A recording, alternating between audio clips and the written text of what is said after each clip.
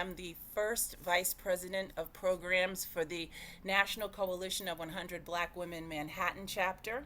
I'm thrilled, just thrilled, to have you all join us this evening.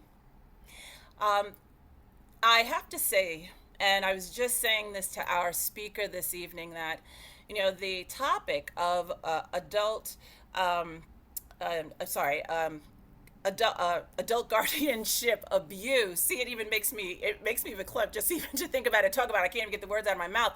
Was really very new to me. And you've seen it all over the news. Hashtag Britney Spears, free Britney Spears. But the actual impact on communities, particularly in communities of color, and for us this evening, particularly women of color, is something I'd never thought about and I was not familiar with. So we're thrilled. And just by as I move into my opening remarks, I just want to see, on a scale of 1 to 5, is this a topic that was new to you? So that would be a 1 to 5, where you've known something about this topic and you also have had some experience with it. So throw that in the chat for me. Throw that in the chat. So again, I'm Janera Gaston. I'm so thrilled to see you all. And on behalf of our board of directors and our members, I want to welcome you to our program this evening on adult guardianship abuse. It can happen to you no matter what your age. So before we do get the program started and I turn it over to Dr. Kennedy, I want to thank the New York City Black Women's Political Club for partnering with us on this very, very important conversation. And you're going to be hearing a little bit from them later towards the closing of this session. They'll bring greetings.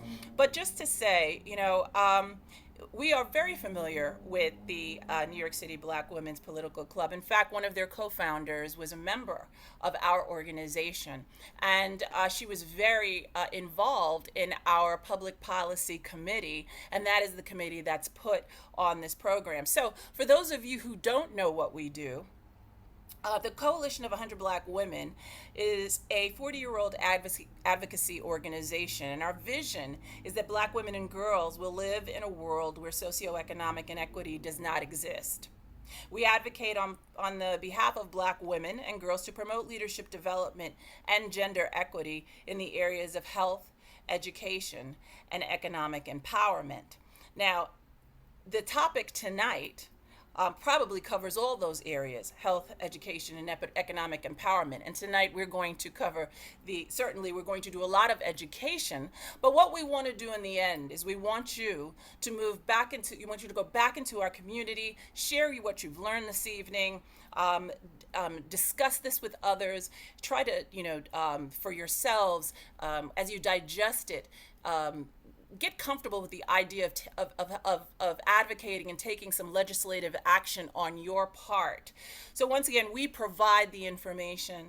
We let you know what's possible, but it's on you. You're the community in order to get something done and to fix this. And going back to the co-founder of the Black Women's Political Club, Natasha Williams, talk about taking what she's learned and taking what she's done and taking her passion and her power around policy. She is now a councilwoman for the 27th district. So it all speaks to what's possible here. When you take your passion and you have good support and you refine it and you hone it, you can do really, really big things. So we're so proud of her. We're super proud of you for being here. We're really thrilled to hear from Dr. Kenny, who's going to break all of this down for you. And then we're excited about what we know that you're going to be able to accomplish when you get out there, both in your personal lives and in your communities. So now I'm going to introduce Dr. Sonia Banks. Dr. Banks, if you'd like to give a proper introduction to our speaker. Absolutely. So we are thrilled. We've had Dr. Terry Kennedy with us. In many ways, we consider her part of the National Coalition of 100 Black Women and our focus to educate, to advocate, and to legislate. And she does that so many ways. And she's also been a real part of helping to motivate and steer our women around their own personal power. And today is no different. We are going to get educated in ways that we probably will be surprised about the impact of this unreally discovered area for black folk and particularly people of color about rights. Terry Kennedy, as you know, I've known her for a long time. She comes from us with a background that she'll talk more about. But two of the things that become clear as you listen to her is she's been in the work that she's dedicated her life to, and she's been educated in the Kennedy School at Harvard and in a wonderful school for public policy in Singapore, which she'll have to tell you the name of. So she's been really focused on how does she get the tools to be able to help guide us and those that we come in contact with about the next steps. I'm going to leave most of the time to Dr. Kennedy to tell us a bit about herself and this issue that really has to be discussed in great depth in the black community and communities of color. Dr. Kennedy, thank you so much for giving us more of your time to help us remain educated around issues of guardianship and the impact that any of us can be taken. Thank you so much. Great. Thank you. Give me a thumbs up if you can hear me. All right. So I am delighted to be here again with the Manhattan chapter of the National Coalition of 100 Black Women. It's always an honor to do programs with you. Our topic today, as you heard, is It Could Happen to You, Adult Guardianship Abuse. So when you think of the term guardian, what comes to mind? Perhaps it's a benevolent figure who will help and protect you. I mean, that's what most people think. However, the adult guardianship industry, and it is an industry, is becoming increasingly predatory, preying on unsuspecting victims simply to steal their estates. And there is an established pattern and practice of exploitation that is often supported by the court itself. And, you know, with the media from the Free Britney campaign and the award-winning Netflix movie I Care a Lot, there has been more recent attention on guardianship abuse. You know, Britney Spears, Nichelle Nichols, Mickey Rooney, Casey Kasem, Peter Falk, Wendy Williams, Amanda Burns, Joni Mitchell, Glenn Campbell. The list goes on in terms of the well-known, you know, people, the famous people who have been in the news in relation to guardianship. But you don't have to be famous to be exploited. It happened to my family, and it can happen to you. And the first headline is the best guardianship is the one that never happens. You'll hear me say that a few times because once you are entrapped, it is nearly impossible to get out. And it changes your life and your family forever, financially and emotionally. So today, I'll provide an overview of the industry and steps you can take to protect yourself. Now, I'll also share my personal experience or nightmare and discuss some New York legislation and other proposals which could transition the system from being oppressive to actually being supportive. My aunt, Dr. Lily Sykes White, was exploited for 8 years under guardianship, starting in 2012. She was abducted and then isolated for over 4 years, simply to silence her and to steal her nearly $5 million estate. Now, I'm a Harvard Business School trained strategist. My mother, her Aunt Lily's only living sibling, Janie Sykes Kennedy, is a Columbia University trained journalist, you know, who worked around the world with my father, Dr. James Scott Kennedy, who was a well-known professor and civil rights activist. So we thought that if we presented what was happening to the proper authorities, it would be remedied. Suffice it to say that my family was thrown into an alternate reality. It's like a twilight zone. And after my aunt's abduction, I contacted all of the relevant agencies, filed complaints, spoke to law enforcement, wrote to the chief judge, contacted the Florida's Attorney General's office, the governor's office. We met with the mayor where she lived. Ironically, Ron DeSantis was the congressperson in my aunt's district in Florida when she was abducted. I spoke with his chief of staff, who said, oh, he wants to do something, but he can't. When he became governor, I contacted him. I reached out, nothing. I contacted the US Department of Justice, the FBI. None of it mattered. No one cared to save her life. And I had already been named a World Economic Forum Young Global Leader for my work in health advocacy and women's empowerment. And so when I wrote, and I'm a writer, I'm an award-winning writer. And so when I wrote the article, Is Elder Guardianship a New Form of Human Trafficking, for the Huffington Post in 2016, I was thrown really into being a nationally recognized elder rights advocate and started to speak about guardianship reform. I've attended Senate hearings in Washington. I've spoken in DC during World Elder Abuse Awareness Day. I provided comments for the Florida Senate Judiciary Committee, the Florida Guardianship Improvement Task Force, and I've moderated multiple events for the Americans Against Abusive Probate Guardianship, a very large group in this area.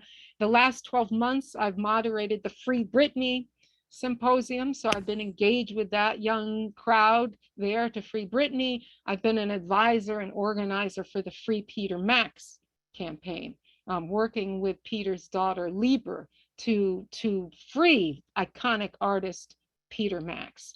And I've also done multiple media interviews. And so my own corporate career has been in media. And I founded VH1 Online. I was the youngest vice president at MTV Networks, among other things. So in 2019, I decided, let me apply that expertise to this issue. And I produced a 20-minute social impact video called The Deception of Protection, which I will share with you now. It is a primer on involuntary guardianships, and it's been widely referenced now in the advocacy community. Recently, I met with a New York senator, and he said he shared the video with his entire staff because he wanted to educate them. And you may notice that most of the people in the video are white. However, I have since observed that a rise of this predatory practice in the Black community. And I'll talk more about that after the video. So let me queue up to share my screen. Hold on one moment. Sharing screen. And then let me also share my audio. 1 second. Okay, computer sound. So this is the deception of protection. Imagine losing all of your Is the rights, audio? even though you did nothing wrong. Someone you did not choose is given control over your person and property, making you a modern-day slave. Help me. You may even be taken from your home and hidden away from loved ones, Where am I? while your assets are pillaged. Everything is made legal through a judge's signature. You might as well be in prison because you can't get out. If your family fights to defend you, they are defamed and sanctioned. No governmental agency will help because it's approved by a shadow justice system. I want my family. The probate court. It's all under the guise of protecting you. Reality as you know it is gone. A team of attorneys, examiners, and other court insiders have created an alternate reality that becomes the new truth. But it is all based on lies. It is the deception of protection. Guardianship laws intended to protect the vulnerable are used to entrap unsuspecting people to control their property. This is America. It sounds bizarre, but it's happening to my aunt right now in Florida and the many families and victims I've met over the past 8 years. I'm Lynn Saylor from St. Pete, Florida. I'm here for my mother who passed away in 2012 that was abused by the probate guardianship system. My name's Tim Reed. I live in Boca Raton. My mother was put into a guardianship 3 years ago against her will and secretly. Since that time, lawyers have plundered her estate, and now they've just kicked her out of her house, trying to sell her home in order to pay attorney fees. They're not here to protect elders, they're here to plunder elders. I'm here from Massachusetts. Our mother died in this December 2016 under the guardianship. The worst thing that happened to our mother was the abuse of isolation. No guardian should come between us and our loved one. My name is Roger Hilligus. My mother is Susan Hilligus. She is being kept locked in a facility in Reno, Nevada. I was her power of attorney and I was her trustee. The corrupt equity courts, the family courts, have taken jurisdiction over my mother, and I'm being restricted from caring for her, which I had done for 3 years. So I believe that her civil rights are being violated, and these corrupt courts need to be stopped. I'm Marla Zahn. I'm from Wisconsin. My mother was declared incompetent when she was 99 years of age. There were no court hearings to prove that Louise had incapacity. Judge Sandy Williams just declared her incompetent without a jury trial or any documents indicating such. I'm Alan from St. Petersburg, Florida, and I'm here trying to prevent any other families from having to go through what my family did when my mother-in-law was put under guardianship. It's really, really horrible how the courts ignore advance directives and allow them to be isolated from families and have their estates just displaced and sucked up by attorneys that are just doing it for greed. I just saw the article in the New Yorker, and that scared Jesus out of me. And I realized I'm a potential victim. Florida, Nevada, Massachusetts, Wisconsin, different states, similar patterns. Could all of these families be crazy? Or could the adult guardianship system be broken?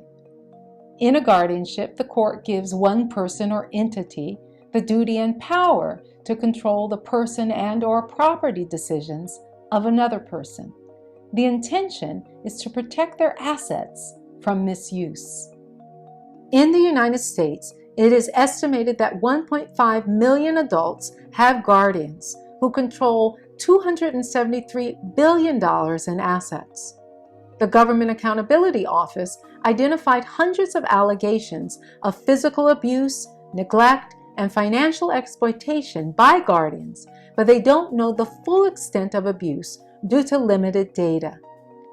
The U.S. has 75 million baby boomers, 10,000 of which reach retirement age every day. We're entering the biggest generational wealth transfer ever, $68 trillion over the next 25 years. This could be a windfall for rogue guardians, causing a disaster for families and charities counting on those planned donations. If you own a home or have any assets, you could be a target. Two of the top advocates in the country, Rick Black and Dr. Sam Sugar, explain. If it's involuntary, it's fraudulent. If you don't want the guardianship, your loved one, and it can be a spouse, a parent, a child. We've got many kids that as soon as they turn 18, the lawyers come grab them. Most people who get placed into guardianship are over 75 years old. The average 75-year-old in this country today has a net worth of $300,000. So I walk you in this courtroom, and there's $300,000 sitting in the middle of the floor. Now, everybody in that courtroom who comes and works every day in that courtroom and knows that judge extremely well, they know the only way they get to touch that pot of gold is if Kirk gets put into guardianship. Incapacity has nothing to do with a medical diagnosis. Nothing.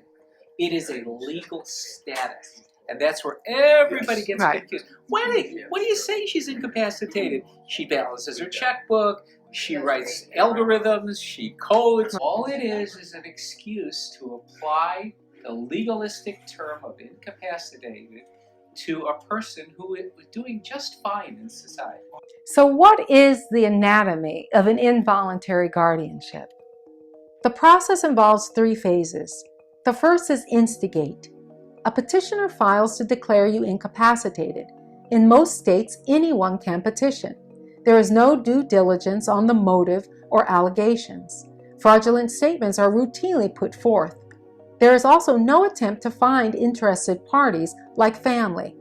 Suddenly, you have a court-appointed attorney and you are an alleged incapacitated person. Next is evaluate. An examining committee of usually 3 people is appointed from a court-approved list. They are commonly not experts in neuroscience or aging. The MD could be a gynecologist determining that you have dementia because you did not know the exact amount of your mortgage. The evaluation criteria is subjective, and it's easier to take away all rights than to have to defend the removal of 1 or 2. Finally, adjudicate. The judge makes the capacity determination, sometimes without meeting you. In a court of equity, there's usually no jury, due process, or rules of evidence, and everything is often kept quiet with closed hearings and sealed records. Based on the evaluator's report, a judge appoints a limited or plenary guardian. You are now a ward. Everyone's fees are paid from your assets. The judge can take away rights such as to marry, vote, drive, sue, contract, manage money, decide where to live, and even to choose with whom to socialize. With a court order, the guardian can also commit you to an institution, file for divorce, and consent to experiments, sterilization, abortion, and termination of parental rights. Just about anyone can become a guardian. There is no formal education or licensing. With 40 hours of training, a guardian can charge $85 or more an hour, upwards of $200 to $500 an hour if the guardian is an attorney.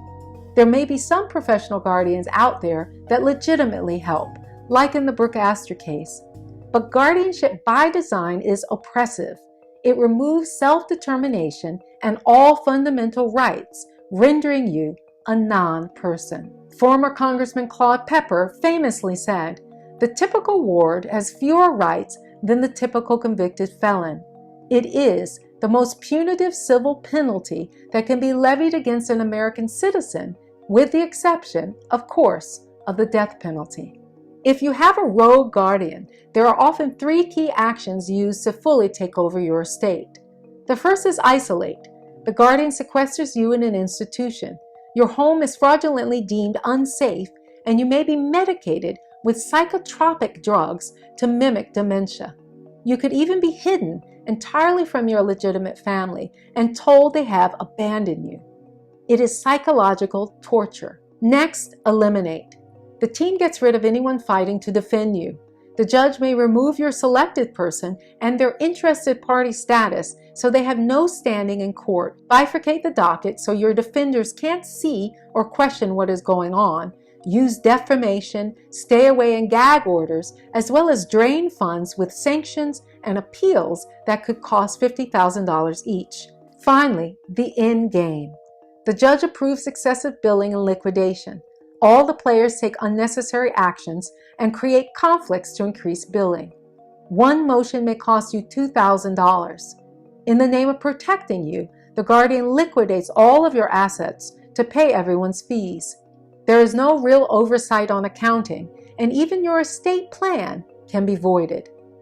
The result is total entrapment. The legal system is being used as a weapon against you, and you're literally paying for it. Your estate becomes a cash cow. There is a whole ecosystem supporting the exploitation, ensuring the desired incapacity results, appointments, and court orders. The guardian may hire professionals and change procurement of things like medical supplies to partners. According to advocates, the predators have spotters, lawyers, doctors, nurses, social workers, home health aides, bank managers, and others who are induced to refer people into the system. The evidence that comes into us through the calls really helps us profile how the more proactive guardians and attorneys are really working in this industry. We call them hotspots. Palm Beach is a hot spot. The Bay Area is a hot spot here in Florida. Rhode Island's a hot spot. Michigan is a hot spot, namely Nevada, Detroit, Colorado, Las Vegas, Seattle, Washington.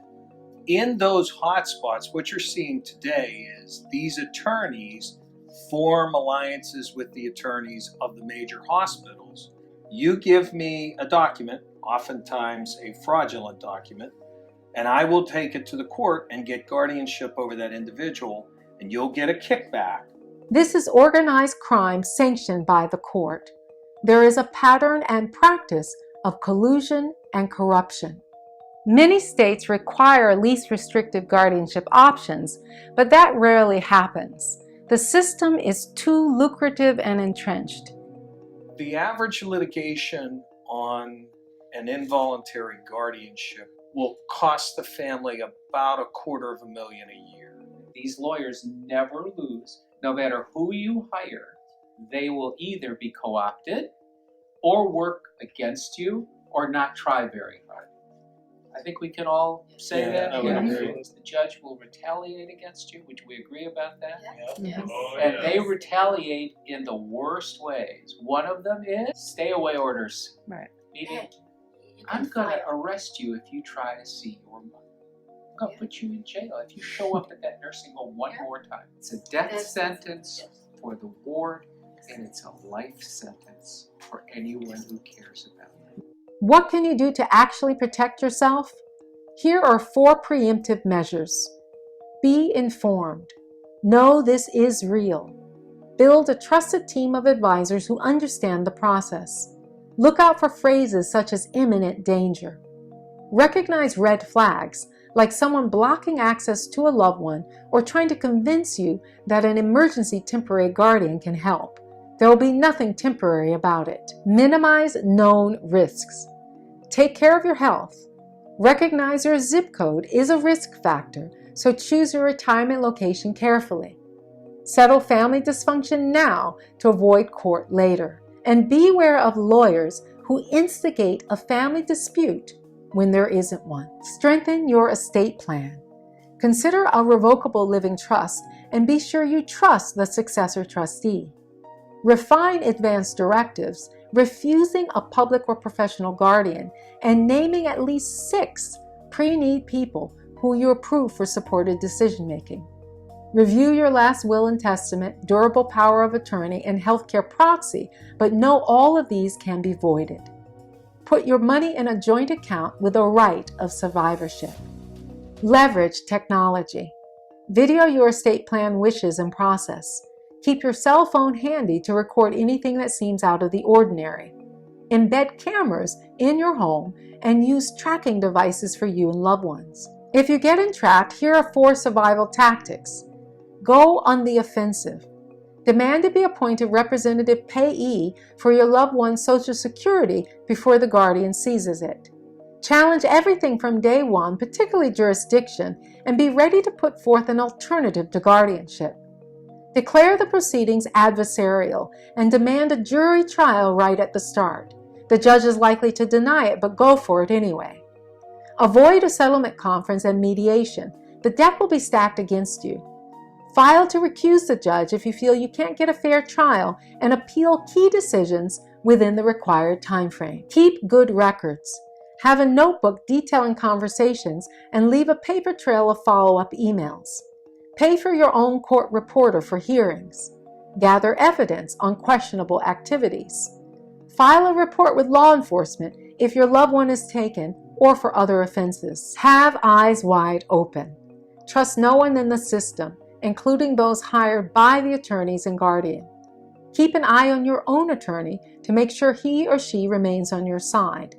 Continue to leverage technology, and most of all, trust your gut. Finally, speak up and reach out.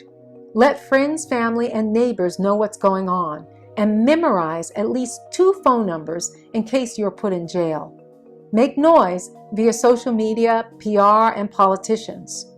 Practice stress management techniques to build resilience. Reach out for social and psychological support. Many families and victims experience PTSD from the legal abuse. You want to keep your loved ones close, like in the house with you, because that's really the only place where you can protect them. Even with them in your home, as Terry saw, they can come get them. So I'm going to stop it there. I'm going to stop it there because we'll cover some of the rest of it in our comments. And so first of all, can you still hear me? Yeah, okay. So I hope you are sufficiently disturbed. And you know, as you saw in the video, guardianship exploitation is happening across the country. We have a network of advocates, and we've been tracking, you know, things. The Government Accountability Office doesn't actually have the numbers. And so we on the ground have been doing our own tracking, and there are hot spots like Florida and Nevada, the retirement havens, but I have to say New York is really bad also. And there, in most states, in each state, there is a cabal of players, and the relationships with the judges, the attorneys, the law firms, the guardians, the facilities go very, very deep. And in New York, it actually goes back decades. And it crosses the political lines. And so let me share with you 3 lessons that I've learned from my aunt's case. And it follows along with the points in the video. And the first one is to keep close eyes on older loved ones who live alone, and use technology to monitor the situation if you can. So in my aunt's case, a family friend thought that he could take over her estate. He saw an opportunity and he lied to the court. He said he was her nephew. Even though he had known my family since the 1950s, he made it seem like my aunt had no living family in the initial petition. Even though he knew my mother and he knows that my aunt had 50 nieces and nephews. He lied to the court in many different ways, and it doesn't really matter because in the equity court, there are no rules of evidence as there are in the criminal court. There's no burden of proof. And so in some states, they're beginning to tighten the due diligence for petitioners, and that's good. And we need to strengthen the legislation in that area. The second lesson is you must know and trust your successor trustee. So, you know, my aunt was very financially astute. She did her estate planning. She created a revocable living trust after her husband died. They had saved and invested well. They were both in education. They didn't work in banking or anything. They were educators, but they amassed a nearly $5 million estate. And she didn't have a power of attorney or health proxy, so that would have been good. But she did have a trust, and she named her only son as successor trustee, along with his daughter, whom she didn't really know. The girl's mother had an affair. My cousin divorced her when his alleged daughter was a baby, and he went on to remarry. So my aunt's granddaughter didn't grow up with our family. She may not even be a blood relative, but my aunt would send her cards on holidays, and she sort of felt sorry for her, so she put her in the trust. That was a mistake. And right when her son died of kidney failure, the day before he died, actually, the family friend filed for guardianship. He had been tracking my cousin's health. I mean, it's just creepy. And then, you know, and after my aunt called my mother for help, this friend found the estranged granddaughter who was in the trust, and they joined forces. And so what often happens is that they'll find the weak link How can we get in to the family? Sometimes it's a divorce. Divorce is also a risk factor because the divorce attorneys may know about the whole guardianship racket, and they'll feed, one party into it, and they might try to take over you or one of your parents. I know that's scary. But so don't do any favors by naming someone or feeling obligated. You must know and trust who you name in your trust. And then the third thing is, as I said in the video, don't trust the guardianship system or anyone in the system. I know that just sounds bad. I mean, it's sad to have to say that, but the best guardianship is the one that doesn't happen. And without any money, this granddaughter, who had just filed bankruptcy, somehow retained a large law firm in Florida, who knew how to manipulate. I say somehow, but they knew. They said, okay, there's a pot of money here, and we know how to weaponize the guardianship laws. And so they launched a multi-year campaign to strip my aunt of her rights. She had full capacity. She was driving her little sports Mercedes. She was just living her life in retirement in Palm Coast. But the lawyers came after her. They kept coming after her for evaluations, saying she was paranoid. They lied systematically in the court. Again, no rules of evidence. Doesn't matter. The judge believes the attorneys, believes the guardian, and not the families in most of the cases. So you can't win. It's rigged.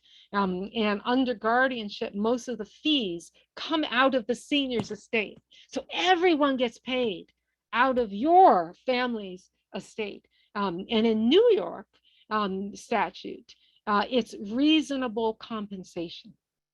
What is that? The court appointed guardian in my aunt's case made maybe $250,000 off of my aunt, and then more. Together, they just all spent everything. And so beware, even in probate. So I'll give you what ended up happening. My aunt died December 30th, 2020, apparently of COVID. And she had been isolated for 4 years from us. And my mother had a feeling. My mother's from North Carolina, she needed to speak to her sister that month. And she kept calling every month, but she was insistent. And the attorneys kept ignoring her. They knew my aunt was dying. They did not allow my mother to speak to her. She died. We did not find out until 2 weeks later. They had already cremated her. We never had a service. We'll have a virtual service, but and it was so traumatic. And then even afterwards, in probate, they stole everything. They voided her will and trust, and they divided up everything. My mother and sister, who had been in the will and trust, received nothing. And so this is what happens. And you don't have to have a lot of money in the bank. My aunt did, but you don't have to. If you own a home, they will come after you. And if you're in an area, I live here in Addisley Park. My family's home is in Addisley Park in Queens. And I look around this neighborhood, and there are 100-year-old homes, beautiful colonials and Tudors. It's a historical district. They might be a couple $1 million, a million, or whatever it is.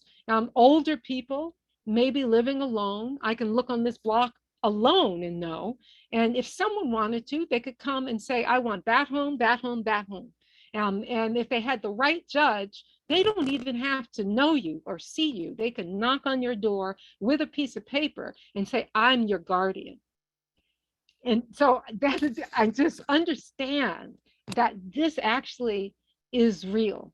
It sounds bizarre, but even if you have money to fight, so the last thing I'll say on this is that I've been advising the Peter Max case for over a year now, the iconic artist Peter Max. And he's been locked away in his home on the Upper West Side like a prisoner. And his daughter contacted me to help her fight. And so I learned a lot about the New York court system, and unfortunately, it's no better than the other states. And they've been delaying hearings, hearings. And for an 84-year-old, delayed justice is absolutely no justice. And it seems like they're simply waiting for him to die. And they've already spent $16 million out of his estate, and it's gone.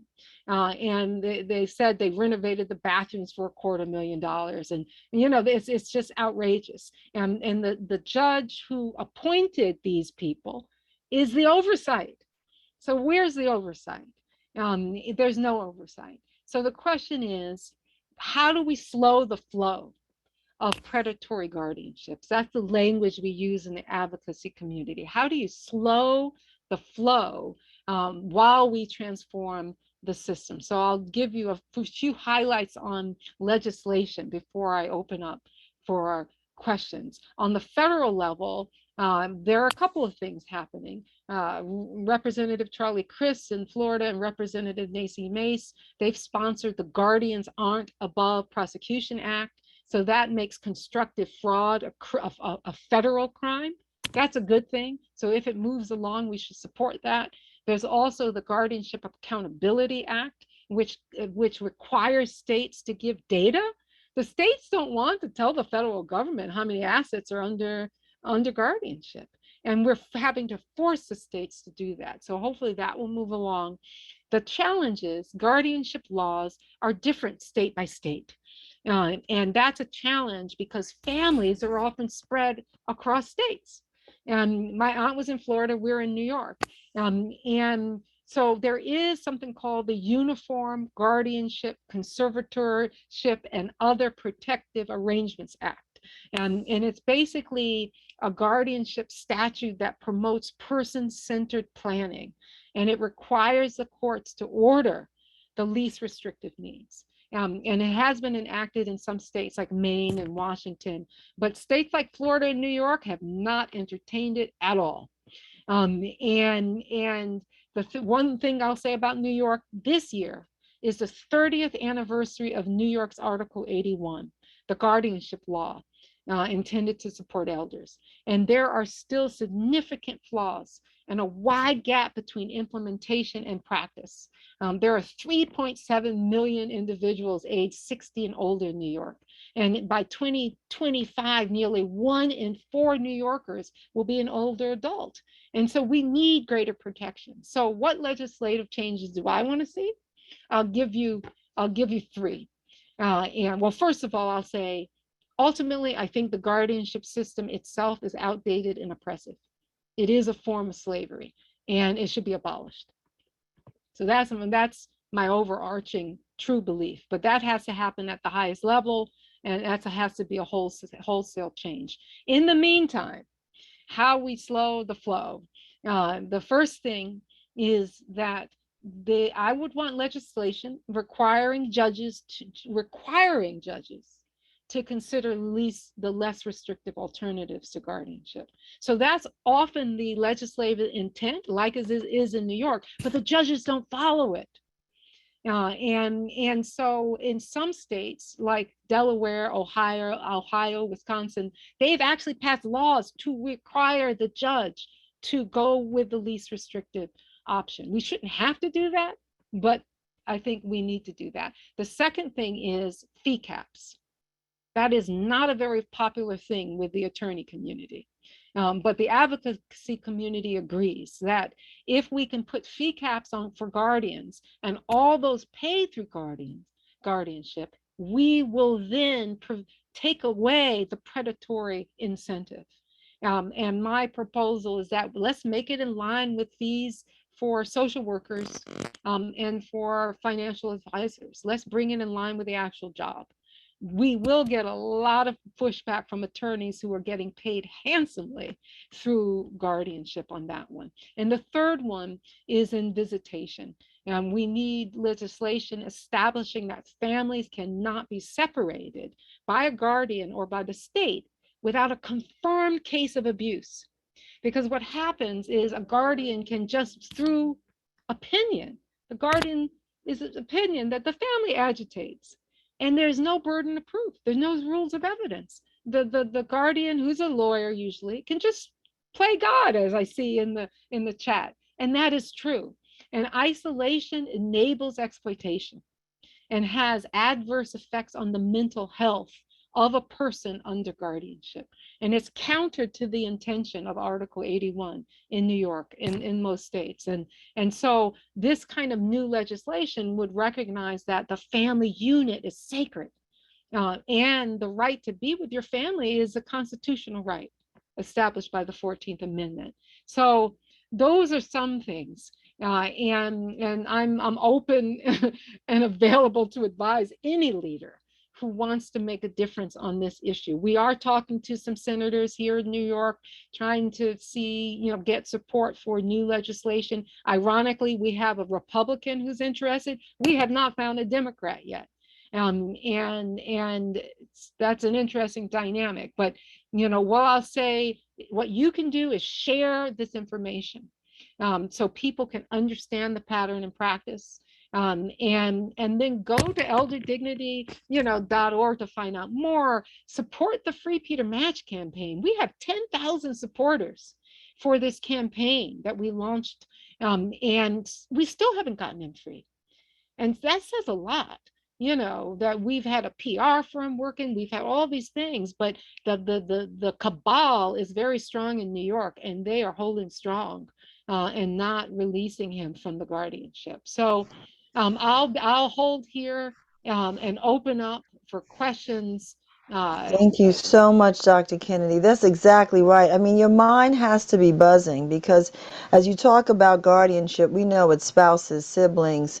It could be you, right? Many of us are in this stage where someone could knock on our door and have done some homework and be putting us in this position. So let's open up because this is amazing. And the fact that we are at this infancy stage of understanding that our court system is not able to respond is really mind-blowing. So if you have questions, please put them in the chat. I think what would be a great thing to do is we're looking at a call to action. What can we do, Dr. Kennedy? And I know you've gone over the steps. What lessons have you learned that you understand that we can do individually? And I want to put that in this frame of, we often think, oh, this is great, but it's not going to happen here. I live and have moved into the home of my elder parent with my brother, and I'm like a hawk, the hyper-vigilant, obsessive daughter, every, tick mark. And yet I know because of your work and how you've educated me that we're still vulnerable. What are some of the gaps that we may not be paying attention to in our own wills and estate planning that you would encourage us to notice as we look at moving forward in this work? Right. Well, first of all, make sure you have your power of attorney, and you have your trust, will, all of those things, health proxy, but know that they actually can be voided, but have multiple people. So that's the one thing, because often that will happen is that you have one person you've named, and that this system, they will come in and immediately take that person out. They'll make up things about the person is a drug addict, they steal, they do whatever, they literally, because there's no burden of proof, and they will defame that person. So you have a few people as pre-need people listed. So if they knock the person out, you have a second person, a third person. I mean, that is one strategy, really. And know where your money is. So again, have a joint account. So if they try to come, the other person can take the money out. I mean, it literally is it. You have to be on in that mode. And the other thing is to have good neighbors, in the sense that tell people, like, have a network of people. And it comes back to our community and our own social network. So we have all eyes open. I know on my neighborhood, the neighbors are watching, everyone's watching. So if someone, and the cameras are on, so if someone comes, my 86-year-old mother who came through this trauma with her sister, if there's someone tries to come after her, there are a number of people who will be standing up to say, who are you? And question everything. Someone knocking on your door with some kind of paperwork, don't let them in. Like, question everything. It's horrible to have to be that, to be like that, but in this society, we do, because once it starts, it's very hard to get out. And also, I'll say, if you find an attorney, an elder law attorney, who says your power of attorney is not strong enough, you need a guardian, temporary guardian. Run the other way, because that person is trying to feed you into the system. The power of attorney is strong enough. Thank you. And I see Hillary wants to make a comment. Hillary Hogue, do you mind? No, Yeah. hi, Hillary. Hi, Teresa. Hi, Terry, and hi, everyone. And I'll just make a comment. And of course, when my dad was put into a guardianship, I remember seeing a lot of the stuff about Aunt Lily and being so happy to meet Dr. Kennedy. I was born and raised in Jamaica, Queens, on 164th and Hillside Avenue. Okay. I'm a city girl. I've seen everything. I've had guns pointed at me. But of course, I love it. I miss New York. But I thought no one could get over on my family and I. I'm a New Yorker, right? Right. No one's going to get over on me. Well, guess what? They did. Hmm. My father, who was 88 at the time, moved in with my family, my two young boys at the time. And my sister, who must have been obsessed with my dad moving in, she filed a petition to put him into guardianship. It was all based on lies, saying that he couldn't remember anyone's names, he was wandering, having accidents. I thought, well, you know what, no problem. We'll go to a judge. My dad will, set things straight and we'll be on our way. It didn't happen.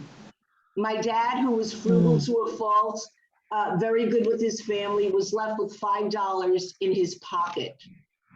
It is, I always say, and my New York people will understand, I have more respect for the Italian mafia in New York than I do for the probate mafia, because at least the Italian mafia, they leave women, children, and the elderly alone. This probate mafia, they don't care who you are. If you're black, white, I've had families. So now I'm an advocate and I've never had a purpose in life like I do now to stop the madness. I've had guardians say that they will take a noose and put it around a mother in order to get a child into guardianship. It is a barbaric situation and it is an underground operation. And as Terry, you said at the beginning, if we could all just tell our neighbors to be on the lookout because it can happen to you. So and thank I'm you glad, so much. I'm glad you brought that up, because Thank you. you don't have to be a senior.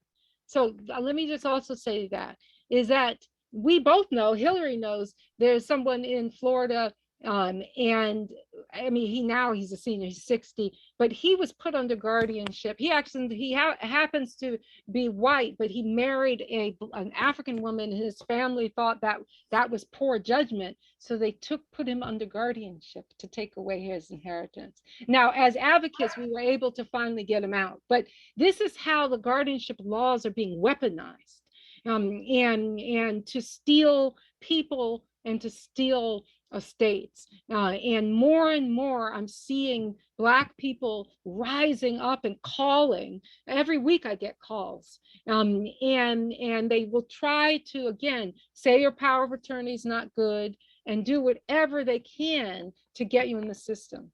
And if I could just interject quite quickly, a lot of families, single mothers who have children who have cerebral palsy or some sort of, disabilities, they have these groups where the lawyers come and they say, listen, what you have to do is, become your son or daughter's guardian, and they do it, and then the switcheroony happens, and there's a for-profit guardian who go for all the entitlements. Yeah. Now, I'm glad you brought that up too. So let me just follow through on that one, Hillary. Thank you, because even if you think, wow, I could become the guardian and everything will be good and all, don't do it, because they will. The pattern and practice is to swap out you as the family member for someone that they can get paid out of the system. That's what actually happened in my aunt's case. My mother was able to fight and become limited guardian in Orange County, the larger county in Florida. But then the case was moved to a smaller county, Flagler County, and the judge took her out, didn't have a hearing, no due process. She just suspended my mother, put in another guardian, put in an attorney, didn't allow my aunt to hire her own attorney. I mean, it was just sort of what just happened. Um, and and it happened whoop, just like that. Nothing we could do. You can't appeal something that's a false record. So they say, oh, you can do it in appeals. No, because they lie so much in the court record, you will not have an effective appeal. And plus, the appeals might be $50,000 each. We had maybe 5 appeals. And you do the math. And they want to spend you out also because they're spending the seniors' assets. We have to fight out of pocket. So most people can't put up the 5,000, 10,000, 20,000, whatever retainer just to get in the game. But imagine fighting for 8 years. We fought for 8 years. No, most people, most families can't do that. And they're counting on that. And it's too expensive. And so that's the other thing why you don't want, if someone's saying you should be the guardian, say, no, I have power of attorney. That's good enough. Let's talk a bit about, as we look, and I know you guys have questions, keep putting them in the chat, exposing the predators, exposing the lies, how we want to appeal. The challenge now, as we listen to what you're saying, is this is really starting to sink in. If I or you or any of us on this call were to put together the ideal strategy so that we can be comfortable as we age and that our children will be able to be comfortable as we age in. You outline the steps, but is anyone on this call thinking, what could be the vulnerable step that I miss?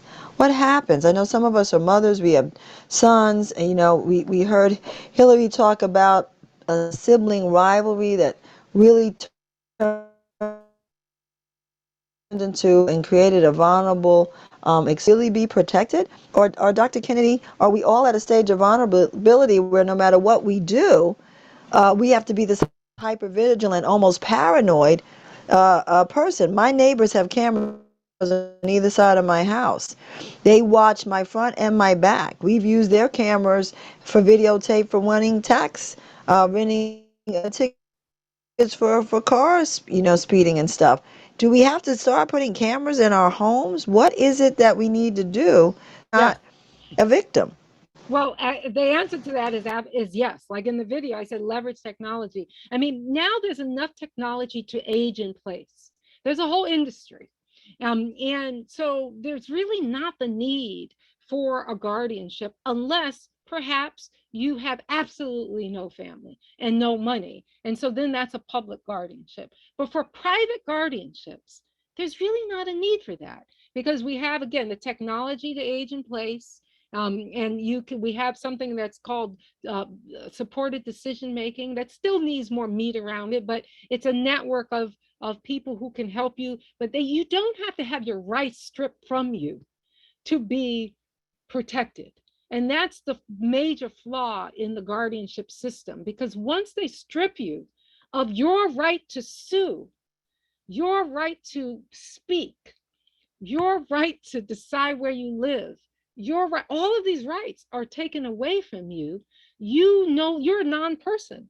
And that guardian becomes you, like literally in the eyes of the law, the guardian is you. That's the ultimate in identity fraud. And so yes, you have to be you have to videotape everything, have cameras, and it's sad to say that. Right now in the Peter Max case, it's so heartbreaking because we've taken every step, and we've gotten media, we've done all these things, but the judge is not even allowing Libra, the daughter, to get a second opinion on her father's health. They want to take him off of oxygen, and she wants to take him to a second opinion. The judge said, no, that's it. And there's because there's no jury. So the bottom line is we need equity court reform. There are a lot of smart people in criminal court reform, but there are not a lot of people talking about equity court reform. And that is my mantra, is that at some point, each and every one of you will touch the equity court, either by marriage, through child, something with your child, or death. And each and every one of us will touch that court. And we have to make it so there are stronger rules of evidence, that due process is actually respected, that hearings aren't delayed. Delayed justice is no justice at all, particularly if you are a senior. And so that's the issue that we have to educate people on, that the courts are different. And in the equity court, the judge has wide discretion, doesn't even have to really follow the law. And so if that judge is biased in any way, you have absolutely no chance at all. It's like living, I guess, in Jim Crow days. My mother made that analogy, is that you walk into court, you know that it's not fair. And we're at that point, for the probate and guardianship courts. We've come to the end of our hour so quickly. Are there questions? I see a lot of questions in the chat, but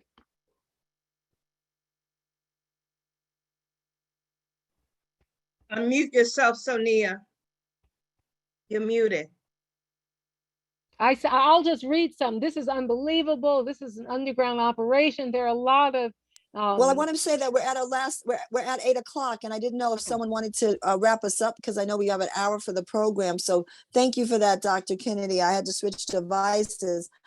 Shantae is our co-chair of our public policy committee. Are there things that you wanted to bring to the attention of our listeners? We thank you, Ronzetta, and those that were able to stay. And this is a lot of information. You could see we could do this for multiple hours. Janera, would you like to close us out with Shantae? And thank you so much, Dr. Kennedy. But unbelievably, we are at 8:01 just that quickly. Yeah, and I got to tell you, this is one of those, and no pun intended, but it was the kind of clutching your pearls conversation, right? And it's just, and I was saying to Dr. Ken, this is stuff you gotta watch more than once. You gotta listen to it. You gotta be on top of it. But I did want to introduce Jamila Fines with New York City Black Women's um, uh, Policy Club. So, Jamila, would you like to close? Just thank you so much for your partnership. I'll be very brief. I just want to say thank you again to the National Coalition of 100 Black Women for putting together a really informative and important conversation. I think oftentimes our seniors and our elders get overlooked, although this is not just geared towards them, but a lot of them do get impacted by this particular issue. Thank you to Nancy and also Sonia for your leadership on this conversation. And I will also note that we look forward to continued partnership collaborations with the National Coalition of 100 Black Women. So I'm going to be brief, but I just want to note that and say that again. Thank you, Jamila. And we'll put legislation. You notice Dr. Kennedy spoke about legislation. We're all about educate to advocate to legislate. And we thank you for BWPC that is always on top of legislation. Natasha, tracking this in the state. None of this is going to make a difference if the laws don't change. We can talk till the cows come home, but if the laws don't change and something happens, we don't want to say we had a great little webinar. Isn't that sad? And none of us took that time to get those petitions signed and impact and get those laws in front of our council. So Dr. Kennedy, if you be so kind to send us those laws that are either on the books or things we need to pay attention to, and BWPC, if you could do the same, we would be really obliged and committed because of our ancestors and our future to follow those up and make sure that our future does not live in fear of being taken. So thank you so much. Remarks on behalf of the public policy.